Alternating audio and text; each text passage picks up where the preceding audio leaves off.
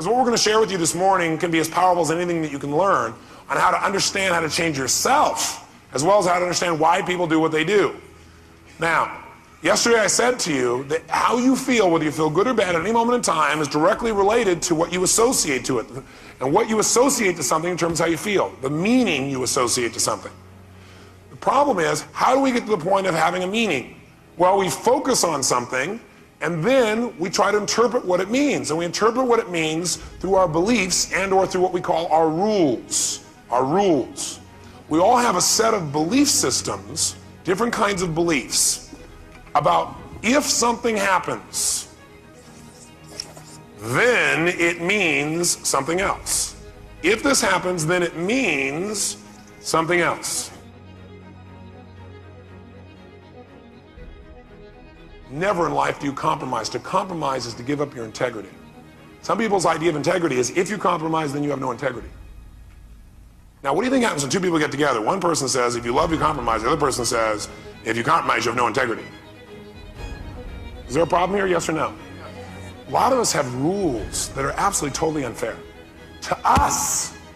For example, my favorite program that I do is all on this destiny technology I developed, where I ask the question constantly, what makes people do what they do? And I started asking that question more intensely after a guy embezzled $250,000 from me, ran me $758,000 in debt.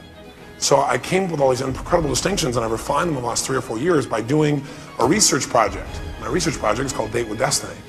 What it is the most powerful program I do. I take only 100 people at a time, and I've been doing this now for about 2.5 years. And before they even get there, I get about 18 pages from them on every emotion they ever feel, what triggers it for them, what they believe is most important in life, what they think their experiences of life were, and I analyze every single thing about this person I can. And we bring them in here and we find out what their core beliefs and values and rules are. Because that determines how you interpret your whole life, how you feel and what you do. And then we change that and change their whole life. So for example, if your highest value in life was security, you're going to make decisions differently than if your number one value is adventure, right? Well, if you had somebody's highest value is security, the last one was adventure, one day you swap them. You think it might change their personality a little bit? It changes everything. Everything. Now, we don't do it haphazardly. We find out what they want in their life, and then we make sure their values are consistent with what they want, because most people are being pulled in two different directions, right? They want to be successful, and they don't want to ever be rejected. Guess again. And most people are trying to meet two masters that can't be met, and so they get pulled apart and they sabotage and all that stuff. But the biggest challenge for people, I think, is their rules.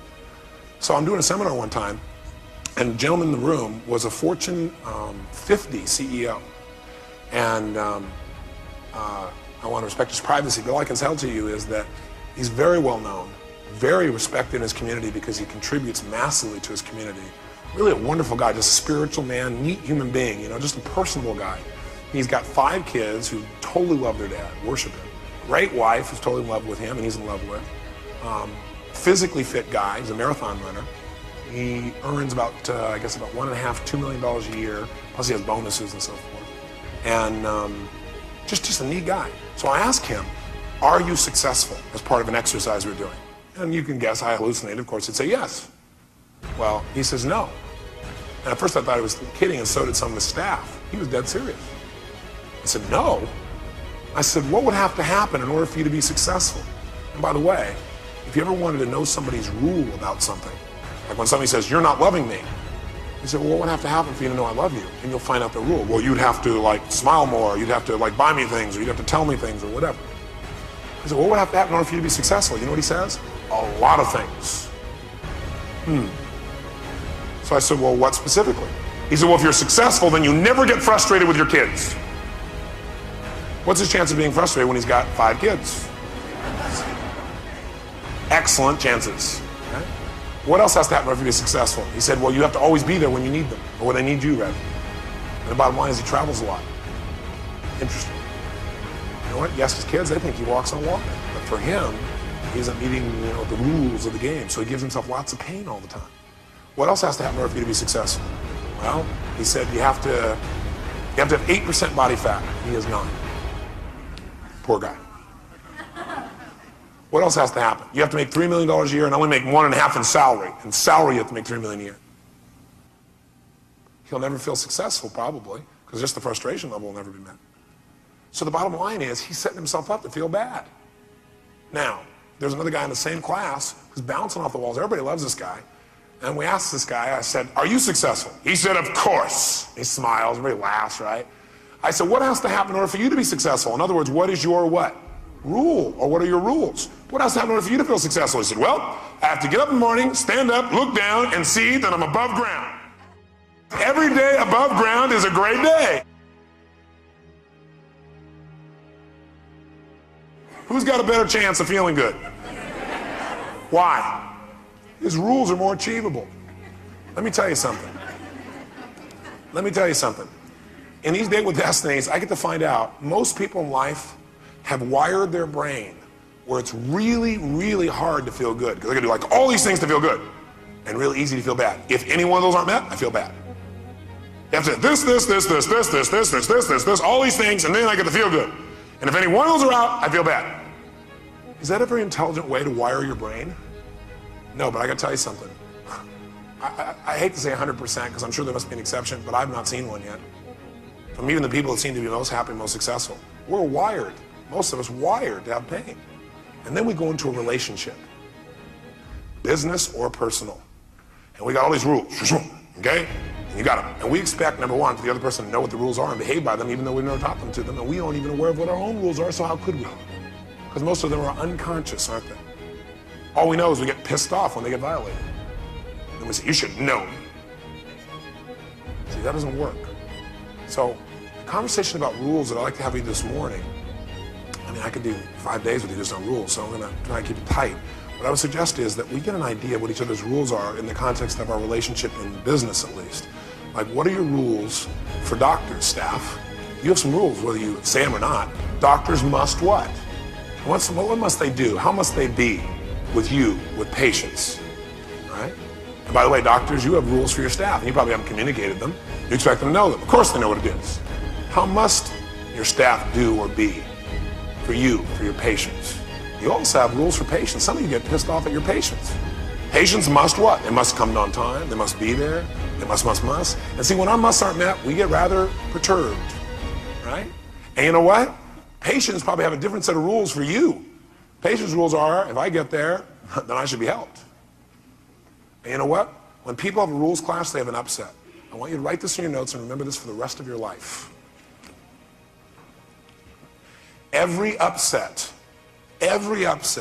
you've ever had or ever will have with another human being is a rules upset.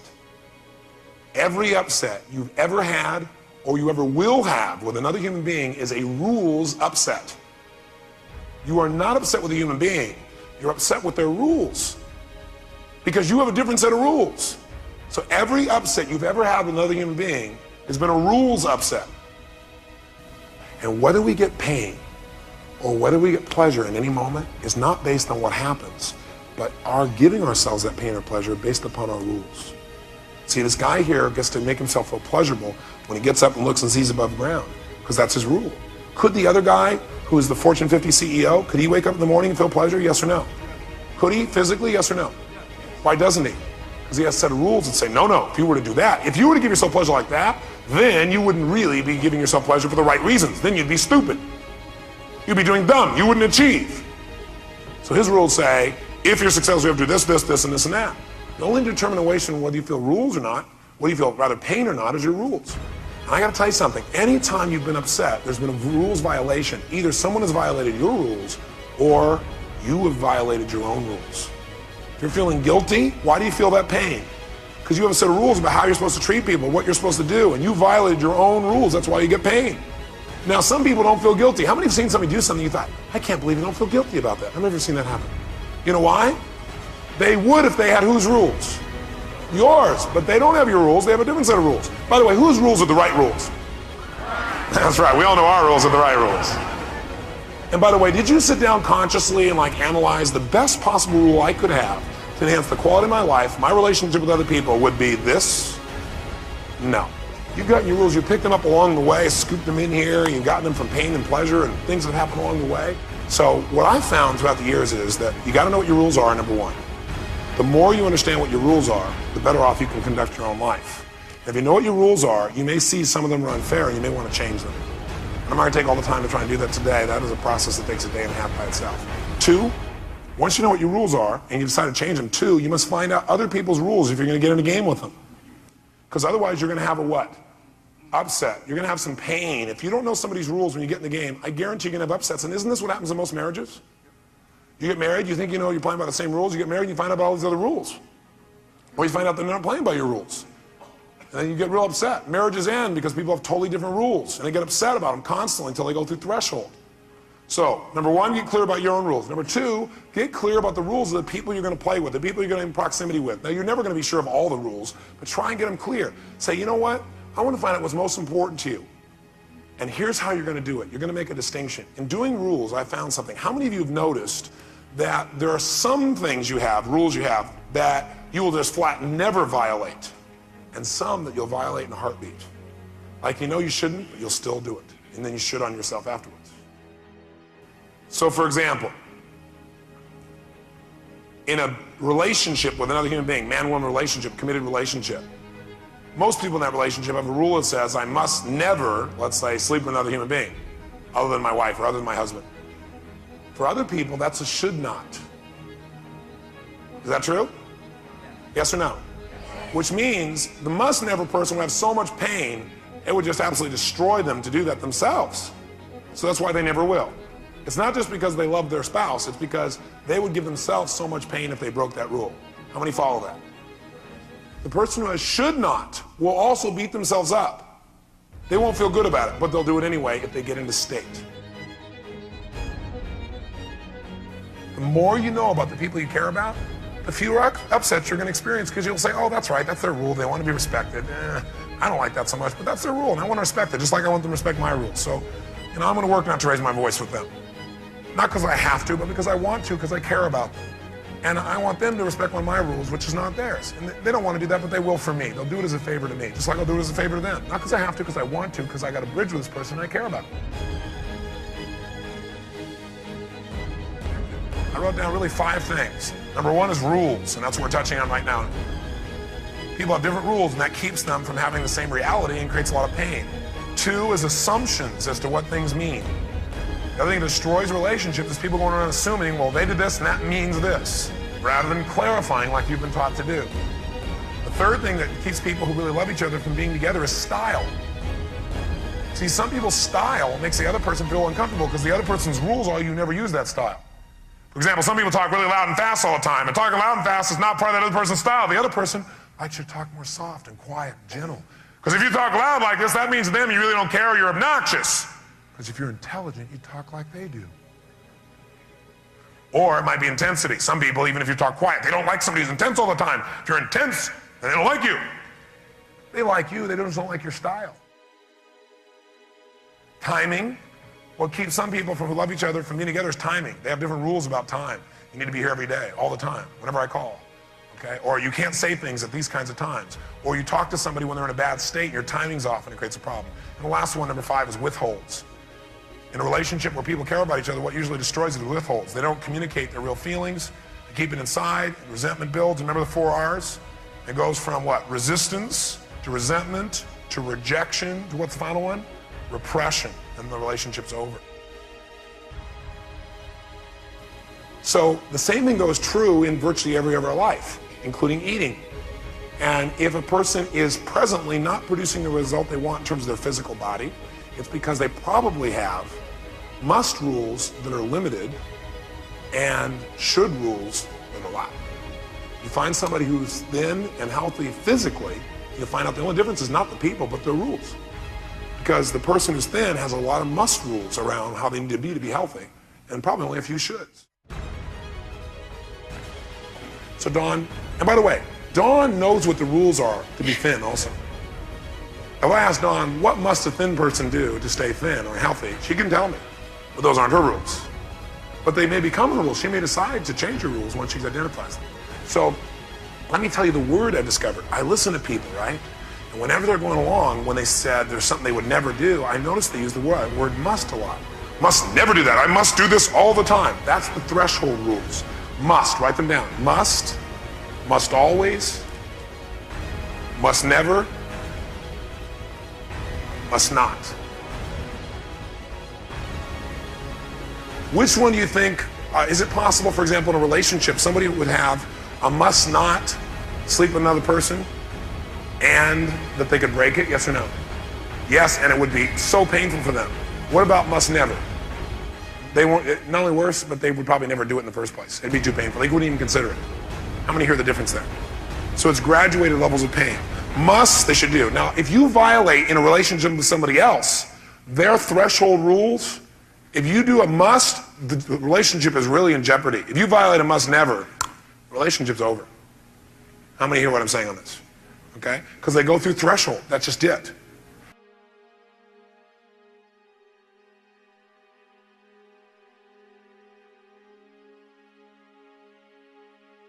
I have what I call rules of reality.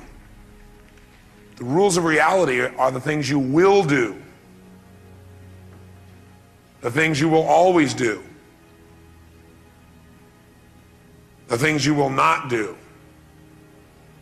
and the things you will never do. Things you will do, you will always do, you will not do, and you will never do. And by the way, you can tell me all day long what you should do, and then when I say, what will you do, then we'll find out what you really will do. So this will give me rules of reality versus your personal standard. Because we don't always live the reality of our personal standards, right? And when you don't feel good, it's, you know, you're not living your standards. Now, if you don't live your standards, you got this aching feeling inside, you don't feel good about yourself. If you break your threshold rules, you got massive pain. All right, you got it?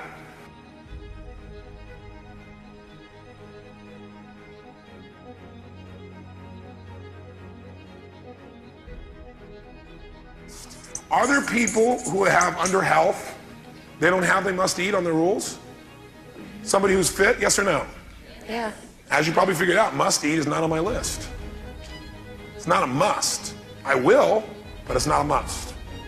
Okay, because sometimes it's useful not to eat. Sometimes I can take advantage of the fact I'm not eating. It's one way to stay fit. Because I'm not freaking out because I don't have a belief system that says you have to have food to be healthy, because it's not true. Okay? How many can see how this controls every action they make in the area of health? Raise your hand if you can see that. Now, if you wanted to change and become healthy, you can go on a diet, but that diet will never work long term unless you change your rules. Never. You can forget it. But if you just changed a few of your shoulds and made a must, your whole life would change. So she values being attractive. Seeing other people was not attractive, so she stayed away from it. There are lots of people in her condition, by the way, when I see these rules, used to be 200, 300, 400 pounds, and they look like you do, Deborah. The reason is one day they finally hit a threshold and said, I've had it. I'm sick and tired of being this way. They got so much pain they had to change. And then they changed a rule or two. So you could adopt one of her rules. Would you be willing to do that? Mm-hmm. Would you be willing to exercise 3 times a week aerobically? And would you be willing not to eat after 9 o'clock? Mm-hmm. Would you be willing not to drink dairy products? If you don't do that, you won't lose weight. Not in the long term. I'm here to tell you, you won't long term. Or if you do, you won't do it healthfully, because you're going to be pouring fat in constantly. So you don't have to give anything up. I don't want you to give anything up. I want you to make a better choice on something that nurtures you even more. And if you exercise, in the beginning it might feel a little painful, but if you do it aerobically, you do it properly, monitor your heart rate, you're going to find that you don't have to exercise crazily to make things work.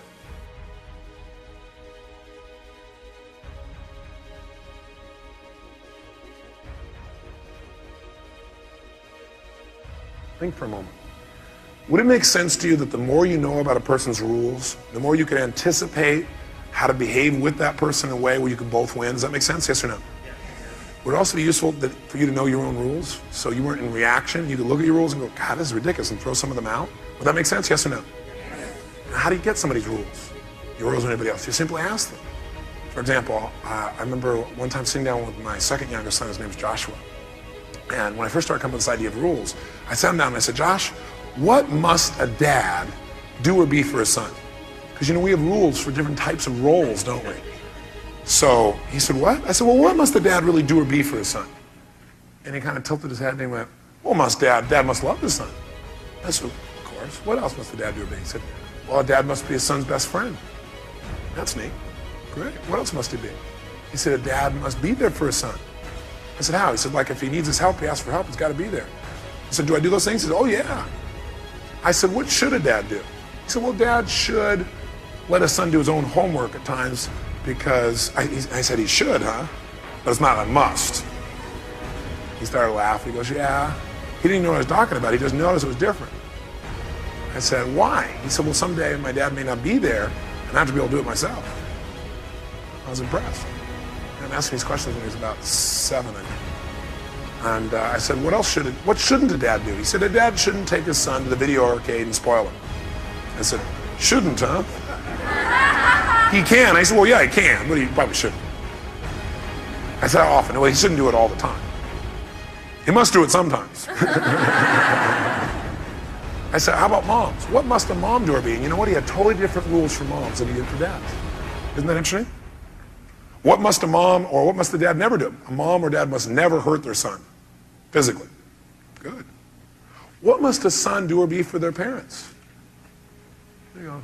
It's funny when you ask people these questions, they kind of go into a trance and they go, and they search their brain and they go, I don't know. I said, well, if you did know, what would you say? He said, well, a son must love his parents.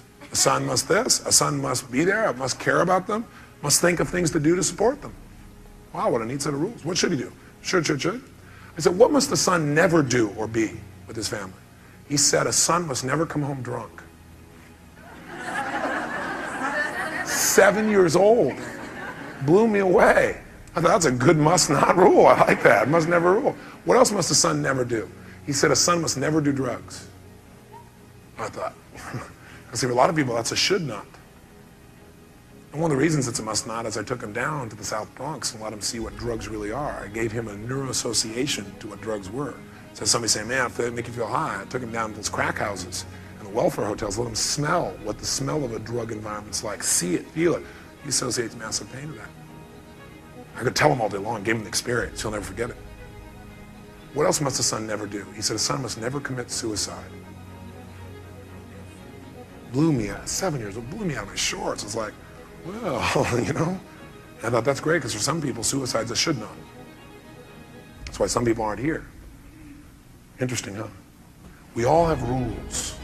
We just need to just find out what they are by asking the question. Ask and you shall what? So find your own rules. Ask yourself, what must I do in order to be healthy? Now, the context I want to do is the environment you all play together in. So with friends, there's certain musts and shoulds. Like for example, I have a friend who's a very, very powerful and famous entertainer. And I was with him recently. He's been in a lot of stress. And I haven't seen him in a while, a couple, 2, 3 months, 4 months, because I've been so busy and he's been busy. And so I sat down when I'm talking to him, and he's telling me how he has no friends. And part of it is because everybody's trying to take advantage of him, right? Everybody in his perception. But it's true, a lot of people are. He's a very, very, very wealthy man, and probably the entertainer in the world today. And one of the things that happens is he goes any place, he gets harassed and everything else. And so he's got this wall. And I said, well, part of why you probably don't have any friends is the rules you have around friends. What must a friend do? He said, a friend must talk to you every day. I said, wow. I said, I thought I was your friend. I guess I'm not. He went, well, you're a friend, but you're not my friend. He said, but I love you. I was like, hurt my feelings a little bit. I said, and I started to get hurt, and I realized I don't need to get hurt. I just need to know it's his what? Rules. I said, you know, the rules you got are so intense, you make it almost impossible for. I said, what else must a friend do? A friend, and you have this list of must. You know where musts are useful? Around your body. Because you want to have a lot of musts there. Because if you don't pay attention to that, it gets worse. And the more musts you have in your office, the more pain. Now, certain musts are needed because, see, we all need a context. We all need some limits to have value in our lives. See, this juice might be really tasty, but I need a glass in order to drink it. Because otherwise this juice would drop between my fingers, so I need limits. Is that true? I definitely need limits. Because without the limits, I can't enjoy the juice of life. So some people say, I want no limits. Nah, that's not what you want. You just want to intelligently design the limits so that they add value so you can be able to taste more of life. But you don't want to have no limits. If you have no limits, you don't get to have the juice. And you don't want to have, you know, a glass that's this thin, or you're not going to be able to put very much juice in it. You follow me? So it's a delicate balance how you use rules and how you utilize them really to make a relationship work. So I was talking to him and I said, look, you know, you got rules that make it so you can hold this much juice. That's why you don't have any friends. Now you don't want to make it out like this, but maybe you want to broaden it a little bit. And he felt bad about it because he didn't even realize those are his rules. He said, well, I really do consider you my friend, but sometimes I question if you're my friend because you don't call me all the time. I said, you know what? I don't call anybody all the time except my wife and kids because that's the way I live. That's where I am. I'm there. I work all day, all night. I give my all. I said, but when I'm with my friends, I'm there forever. You ever need me, you call one call and say, I need your help, I'm there.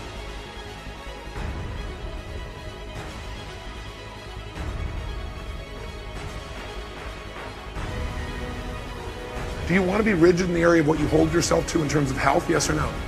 Probably somewhat rigid, because if you don't do that, the body, like gravity, goes in a different direction. But relationships don't go in a terrible direction if you don't hold them to something. Relationships actually flourish in an environment that there's freedom in. Does that make sense? If you give yourself freedom to eat whatever you want, are you going to get healthier? No, so in that environment, you need to create a pain-pleasure response. In a relationship, you want less of it.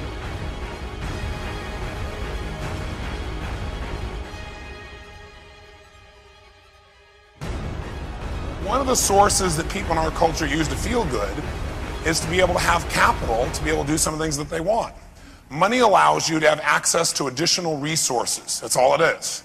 So there's certain things if you have money you can get access to that if you don't have money it's a little more difficult to get access to. It takes more of your time or energy or developing rapport or doing something else. But money will go where you can't go. So it's a chance for you to be able to enhance that resource for yourself. But also, more importantly than that is, along the way, to really feel like, hey, I'm contributing to something that's measurable, I'm contributing in a measurable way, and I'm rewarded in a measurable way. It's a chance for you to really be absolute team and in partnership, but also fair. Because the biggest fear that the doctor has is this man or woman has worked their entire life to get in the position where they can provide this opportunity for themselves and for you.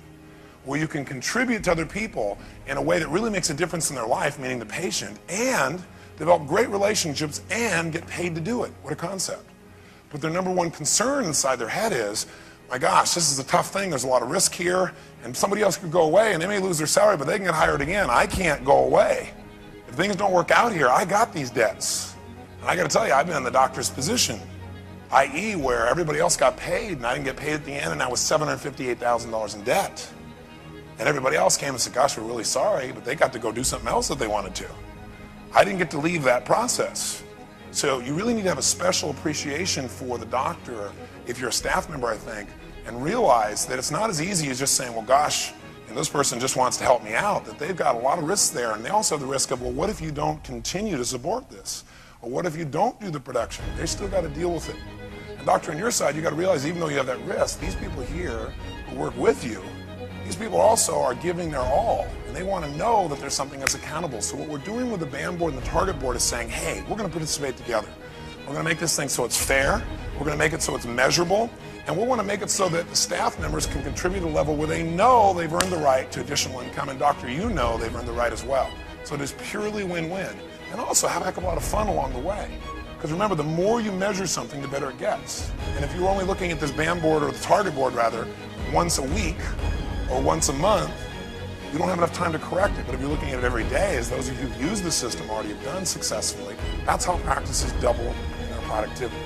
Because all of a sudden our focus is on what is it going to really take to make this thing work. And you really want to make it so it's fun.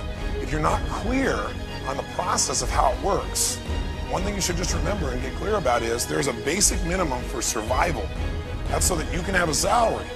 And then there's an amount that really has to be collected. There's the dollars that have to be collected as your BIM. There's an amount that you probably have to produce to make that happen. And then there's a third amount, and that's the one you're probably focused on, which is how do we make sure that this thing is exciting? How do we make sure that we're bonused in this situation? And you got a couple people that are really helping to organize that. You got the person who's really in charge of production to a certain extent, the person who's doing the scheduling right. You got a person making sure it's collected. And they got every one of us saying, even though it's their job, my job is to figure out how do we make sure we produce more and collect more? How can I do that? How can I add value?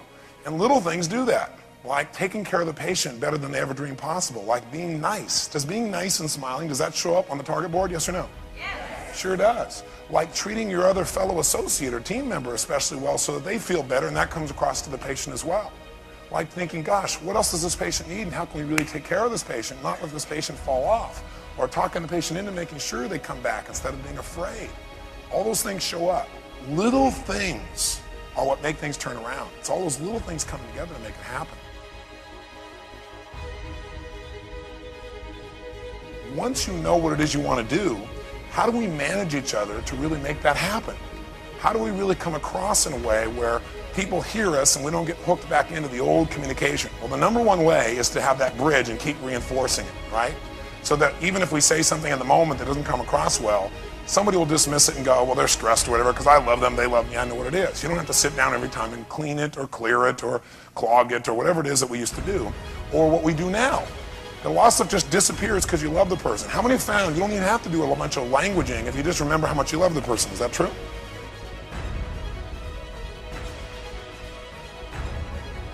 You should be exposed to this human being. He's an incredible man. Ken Blanchard's got heart of gold. He's like this giant teddy bear. And if you ever get a chance to hear him speak, you should take advantage of that. And I've had the privilege of having a great friendship with him for the last few years. Years ago, he developed something he called leadership styles. And the idea of leadership styles was that most leaders, and by the way, are we all leaders, yes or no? Yeah, we're all leaders. First of all, we've got to lead ourselves. Second of all, we all step into a leadership mode. If somebody's down, we want to step into leadership mode and help get them up, help support them. So it's not just the doctor or the staff or the head of the staff. We all got to be leaders at times.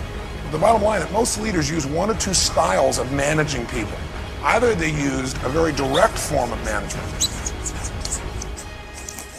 And in the directive form of management, people who are real directive, they usually come to you and they tell you what to do, when to do it, how to do it. Now, a lot of people don't like to have a directive style used on them. But what Ken Blanchard says is, you know, as much as he loves people, there's a point sometimes in a person's development as they're mastering a skill where you really need to direct them because they're brand new. How many would agree with that? Okay? Now, there's another side, and that is instead of directive, there's participatory management.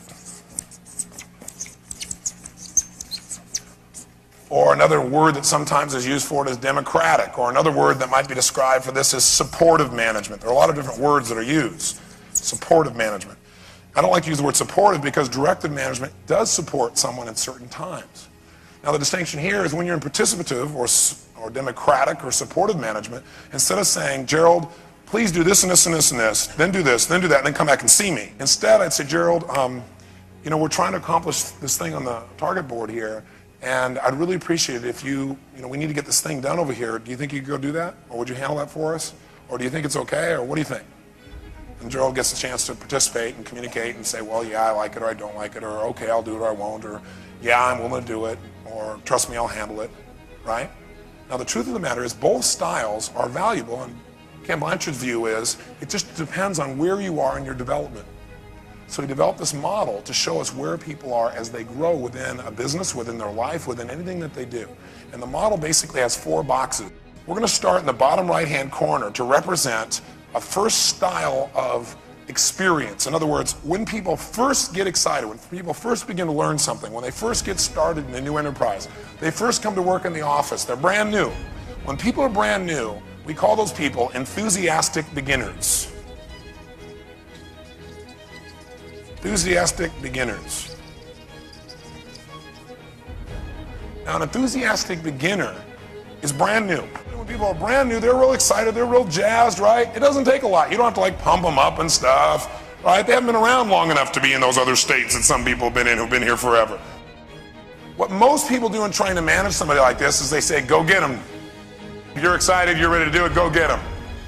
And Nancy doesn't know what the heck to do. Maybe somebody pulls her head aside and says, you know, I'm going to get to you later on. I'm really sorry. I know we need to tell you some more, but here, just do this and this and this. Handle it. And that's kind of the training style that a lot of times happens for enthusiastic beginner because they're so enthusiastic, you go, well, they'll figure it out. We'll get to them later on. Right now, we got to deal with what's going on all over the place. Bottom line is, when a person's an enthusiastic beginner, what do you need to do? You need to be very high in your directing. You need to be in a high directive mode. Highly directive. You know why? You got an opportunity right now to teach them how to do it right. They haven't been around long enough to screw it up yet. Daniel's son, do you remember when he got his little butt kicked and he got a little pain? And he got real motivated to make a change in his life because he had so much pain. And he met Miyagi, right, the great teacher. Now, do you remember when he finally convinced Miyagi to teach him, you know, karate? What happened? There was a scene. He was outside and he said, okay, I'm going to teach you then. He said, but if I'm going to teach you, I teacher, you student. I say, you do. He goes, oh, no problem. No, no problem. I'm enthusiastic. Yes, indeed. No problem. I'll do it. Whatever you say, right? And so sure enough, he goes, okay. He pulls out this bucket, he pulls out this sponge, and he says, wash the car like this. And he goes, whoa, whoa, whoa, whoa. He goes, I teacher, you student. I say, you do. Okay. And you know what? Since he's an enthusiastic beginner, he buys it. Until afterwards, when he's done with the car, now he's got to paint the fence. Then he's got to sand the floor. And he keeps going on and on and on until finally he leaves the enthusiastic beginner stage. And by the way, did he give him good direction about how to do the car? And did he come back and check on him, make sure he was doing it? You bet he did. Then what happens? He eventually moves to the second stage, the disillusioned learner. Right? And the disillusioned learner is this person who once was an enthusiastic beginner. But you know what happened? They had all these expectations. And are most people's expectations usually accurate, yes or no? Most people know. All these expectations, and they thought it was going to be real easy, and it was a real hard, right? And all of a sudden, they're like, oh my gosh, this is not what I bargained for, or the doctor snaps at them. Bottom line is, this person gets disillusioned, and the reason they're disillusioned is, man, in this stage, they're like not in a very good place, are they? When people feel disillusioned, it's not who, I don't know, it doesn't matter whose fault it is, they're just disillusioned. Bottom line is, almost everybody goes through this phase. Some of it lasts an hour, some will last a day, some a week, some a month. Rarely lasts a year because they usually quit. Isn't that true? When people quit, people usually quit in this stage. Is that true? They have all these big expectations, it's all going to be perfect and easy, there was never going to be any hard work, and everybody's going to treat them well, and all the patients were going to love them no matter what happened, and somebody snaps at them, or several things happen, or they're getting a little frustrated, or all of a sudden they have a little spat with somebody, and rather than committing to build a bridge and work it out, they go, oh, the people here are terrible, or that person's terrible, or they make wrong, whatever, and they leave. This is why most people never succeed in life, because they never make it into the final stage, which I'll tell you in advance is called a peak performer. Because they never make it past this stage called disillusioned learner.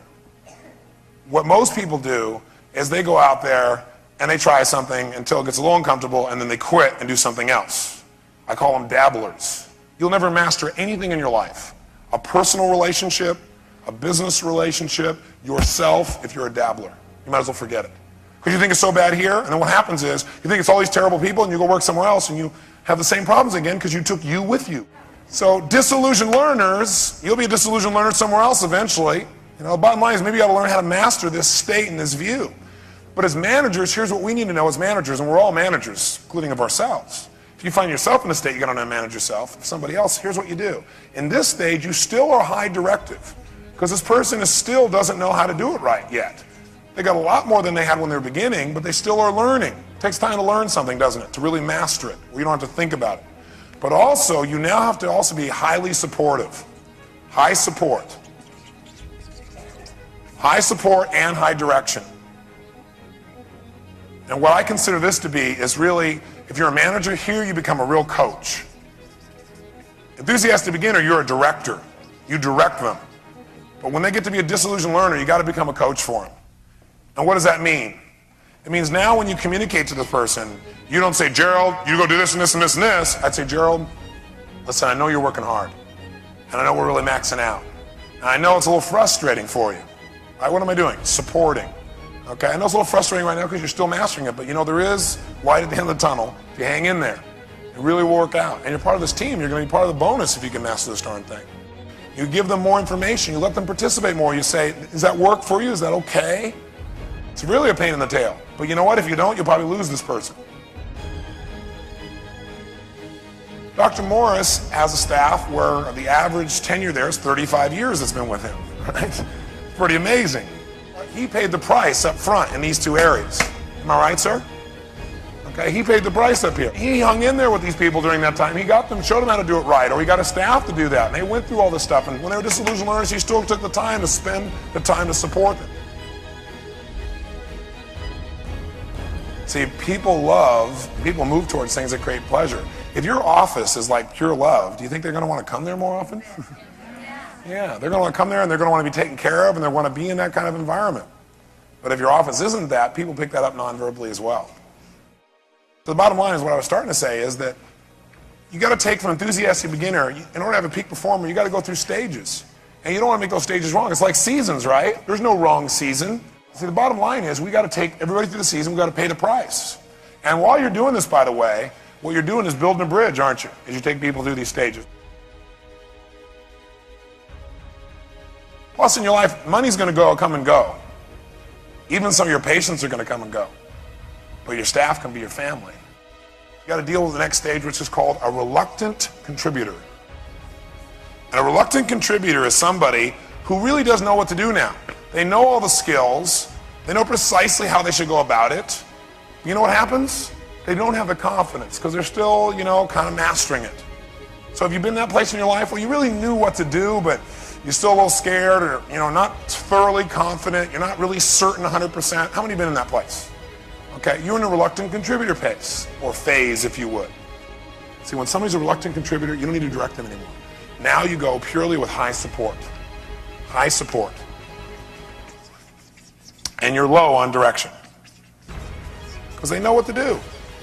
You might give them some direction, but you're real low in direction. You're mostly support. You're just high on support. You don't need to go back through it again. They know what to do. And if you support them strong enough in this area, they will finally turn the corner. And the arrow will go all the way into the main source you're after. This person will become a peak performer. And as a peak performer, now what happens is, do you need high support? Yes or no? A high support of a peak performer? No. You don't have to pump them up and tell them no. Do you need to highly direct the peak performer? Yes or no? No. When a person's a peak performer, you're at low direction and low support. They can handle it. All you got to do is come along and make sure that we're staying on track, monitor the numbers, monitor what's going there. A lot of people think that because they're good in some other area, they're a peak performer already in every area. And this is based on a particular skill. It can be different environments. Let me be specific for you. Give you an example. Let's say you got somebody in the office who has mastered a particular aspect of support of the doctor, depending upon whether it be a physician or a dentist, whatever the case may be. And they're really good at doing that particular support mechanism. They're a peak performer. They've already been directed. They know it. They don't need any help. They're great. Now all of a sudden, you take on some other type of practice, or you take on some other kind of skill of support. With a new skill, they may say, well, you don't need to tell me what to do. I'm a peak performer. They may not say it that way, but in essence, if you start to try and direct them, they're going to go, wait a second, I know how to do this. So what you need to remember as a doctor or staff member is, doctor, you may be a peak performer with the patient, but you may not be a peak performer in getting these people to pay. When you start to feel like you're feeling disillusioned, maybe you ought to say, I need some more direction, and go get it. You might say, I've got a lot of direction, but I got that part, but I'm not getting the support, and go and say, listen, I need your help. Or you know what, I know what to do, I just need some support and confidence. Can you come watch me do this a couple times, or can you give me a few more hints, or can you just come and give me some moral support? Okay? This process, as simple as it is, can really help you. No one ever taught you probably how to manage. That's what fortune management's for, to coach you through that process. To help you a step at a time to really make it happen so that the dream can come back to life. The dream of being in a position where you can help people, do what you love, build a great family for a lifetime if you want, take care of them at the highest level, take care of yourself, and really win this game. Win the game in a way that has integrity and beauty and love, and create something that's even bigger than the dream you had originally. That's what we're committed to, and that's what we'll not only do in this management program, but we'll also coach you individually along the way to make happen. So I hope that all of you appreciate each other. I hope you appreciate your doctor and what your doctor's doing. I hope doctors, you appreciate your staff. In my life, I found that if you can find something that works and then give it a label, in other words, identify what it is you're doing when it works, then once you know the label, you can do it again and again and again because you identified it. It's no longer at the unconscious level. And one of the things that really works in human communication is to use what I now call softeners. Softeners. Softeners are, well, let me ask you a question. What's the purpose of human communication? We've identified it this weekend. What is it? To feel good and to make the people we're communicating to feel what? Yeah, make them feel good too, and hopefully you get a result happen, right? All three. The ideal would be, I feel good, you feel good, and we get a new result that's even better. One of the things that really changed my life is, I remember years ago I read Benjamin Franklin's autobiography. And when I read his book, one of the things that's great about reading a book is when you read a book, you think like the author. I was reading a book a day at one point. That was my whole goal. I figured I'd rather read a book than eat. That was my whole thing, because I thought I can take a person's 10, 15, 20 years of life, pour it in here, and I'll have so many references to pull from. I've got hundreds of years of experience inside myself. So the bottom line is, in reading his book and thinking like he was thinking, one of the things that I noticed was he said that his life changed massively when he learned not to make people wrong. It's not how he languaged it. In essence, that's what he said. He said that he found it would be much more intelligent for him, rather than say, this is how it is, to say, I think this might be a good approach. Or, I'm not sure, but I think this would be really a nice thing for us to look at. Or, I wonder what would happen if we did this, instead of saying, we should do this. And I remember hearing that phrase, and I really took it to heart, because I thought, this guy's a fairly bright man. He certainly had quite an impact in his lifetime, plus he was beloved. And see, it's one thing to achieve. It's another thing to achieve and be beloved. That means you get to have the juice. You get to have people love you, and you get to love people. There's not like this separation because you've achieved. And a lot of people don't achieve in life because subconsciously they think if I achieve, there'll be this wall. But see, it doesn't have to be that way. And so I never identified the word for it before until the other day. And as I identified the word, I came up with all kinds of ways to do it. But basically, softeners are a way of delivering a communication, but making sure that the real intent, the real caring stays with what you're saying. The words don't get in the way of your bridge. You don't want to muddy up the road to your bridge. The bridge is still there, but it's kind of hard to get to it sometimes. And a lot of that comes from language. There are verbal softeners, and there are, of course, nonverbal softeners.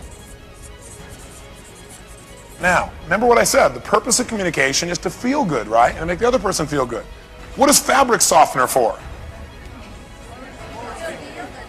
It softens things, and because they're softer, they what? Feel good. How many of you have a water softener at home? Right? Why do you have a water softener? So the water actually what? Feels good. So what's the purpose of using this language? Is to help people to what? Feel good. And we can do that verbally, and we can do it non-verbally. Is that there's one skill I have, humble as I am, is I know how to influence. I know how to persuade.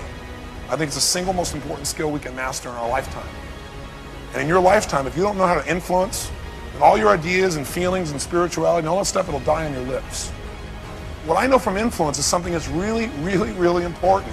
If you're going to ask somebody to do something, what you say before you ask them to do something will play a bigger role in whether they say yes or not than the actual request itself.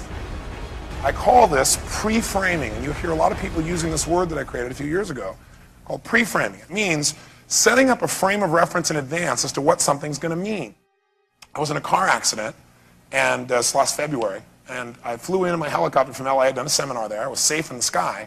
But I landed and got in my car, and all of a sudden I'm driving along. I come to a red light. I stop there. I'm on the phone, and I see these lights in my rearview mirror, and I glance up again the last second right before it hits. The guy hits me at 70 miles an hour in a truck, and I'm at a stoplight. Knocked me 50, 60, 70 yards. Nobody can believe I survived it. Hey, but the next week I went out to buy another car. And by the way, because of that pain, I had a new value in buying cars. I used to buy cars that were just fast and good looking. I had a new criteria. Could you guess what it was? Safety. And the guy was brilliant, because before he asked me to go in the car, he told me about the car. He got me in the car, and before we got to this one road, he said, now Tony, before we get on this road, I want to tell you something. This road is really torn up, and I want you to notice, I want you to notice just how incredible this car takes it, because it should jam like crazy. But when we go, you notice how well the car turns and handles it, even in that rough road. Sure enough, we went on the road, and as we're going along, he said, isn't this great? He requested, isn't this great? And you know what I said? Yeah, this is great. And if he had not told me in advance there was going to be this rough road, and we started going across the rough road, my brain would be going, man, this BMW doesn't take rough roads very well. How many would agree with me on this? And we would have said, isn't this great? What would I have said? No, hell no. Or I would say, well, yeah, it's great. And not really believed it. So it's what you do in advance of a request that determines someone's perceptions about the request. And by the way, is this manipulation? No. It's called creating an environment where people can hear you. Does that make sense? What he said was actually true. But if he'd not told me in advance, if I'd gone across the rough road, now he came and said, well, that's really a rough road. What my brain said, yeah, but it still should have done better. It's really hard after the fact to change how people feel about something. It can be done, but it's a little harder to do, okay? So up front, when you know you're going to make a request to somebody, whether it's a big one or a difficult one or whatever the case may be, start with a softener. I need your help. What's that an example of? What is it? It's a softener, because what it's doing is it's putting the person in an environment where you're saying, listen, I need your help. And now everything you're going to say is going to be filtered through I need your help. If you just said, I got to talk to you, that's different, isn't it? Or I got to clear something with you. That's another pre-frame too, isn't it? And then for some people, it's a negative pre-frame. Even if you're going to make something, say something small, they're already like, oh boy. So what are some verbal softeners you can use besides I need your help? What else could you say to make it softer so people could hear you? Can I share something with you? What else? I wonder what would happen if we ran our meeting this way. I wonder what would happen if when the patients came in we did this. What do you think? Make a note. The most powerful verbal softener is always a question. We all talk more than we ask. But the more we can balance this out in our lives, the better off we are. And I violate this too. You're going to violate it. But most of the time, I'm on top of it. Ask them a question, and then ask the question with language like, I wonder. Not, shouldn't we do this? I wonder if we did this, how would that be? What else? Tell me about so-and-so. Not, what happened here? No matter what human beings do, there is always a reason. One thing you can count on is there's a reason behind everything we do. Isn't that true? You may not agree with the reason, but there's always a reason. And telling people up front what your intention is really works. You might want to write that down. Telling people up front, that's the best softener of all. Up front, tell me your intentions. You go in a meeting and you say, Charles, I want to make this work, and I need your help. So what does that tell you already? I want to make this work. I had a conversation with some people last night, and the biggest challenge I had was I had never heard them state their intention. All I'd heard was all the questions they had. So it made me say, well, what's their intent? And I didn't see anything to show the intent was absolutely clear, other than they kept following me from city to city, so I was impressed by that. But they could also be calling me city to city and harassing me too, so what's the difference? I need to know what their intent is. If you tell somebody up front what the intent is, it's the perfect pre-frame. Now everything you do will be filtered through that intent. Okay? So tell people up front, hey, I want to make this work. And I don't know how yet, but I want to make it work. Or I want to have a relationship with you, but I can't buy your product now. I can't deliver this thing right now. But I want to make it work. How do we do this? Or can we talk in a month? Or what work? By the way, does this only work in the office? No. Softeners can change your life. A little thing like that will change the way people feel about you. It'll change how you deal with everything in your life. Plus, it'll make you feel better about yourself. Because all of a sudden you got bigger. You're always bigger if you hold the possibility that you don't know how things really are. Because you know what? You offer yourself the opportunity to see more. And you start closing the door and saying, this is the only way it can be, and you're right. Your whole world shrinks. And you're no longer a kid, you're an old person.